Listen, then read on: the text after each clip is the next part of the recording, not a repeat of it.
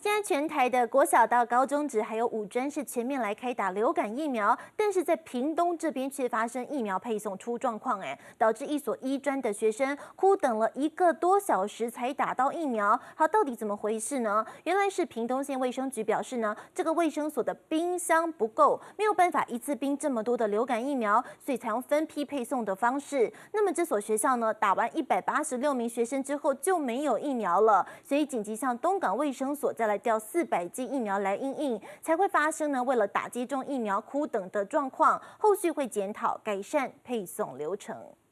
学生挽起袖子，拿着粉红色的单子排队等着接种流感疫苗，但为了打这支疫苗，学生可是前后等了1个多小时。他会觉得很奇怪吗？就是疫苗不是早就应该是排好的？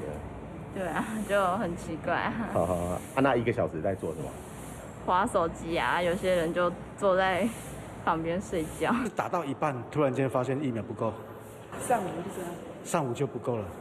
学生不清楚为什么要等这么久，还好后面没课，没有耽误到上课。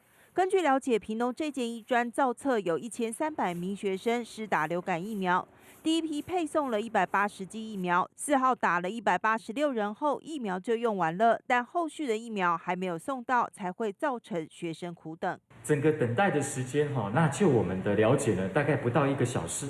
那由我们卫生保健组以及我们的学校的医护人员呢，来针对学生呢进行所谓的这个流感的一个卫教的部分。卫生局表示，这所医专的疫苗是由南州卫生所配送，因为最近各种疫苗太多，冰箱不足，无法一次冰足所有的流感疫苗，才会采取分批配送的方式。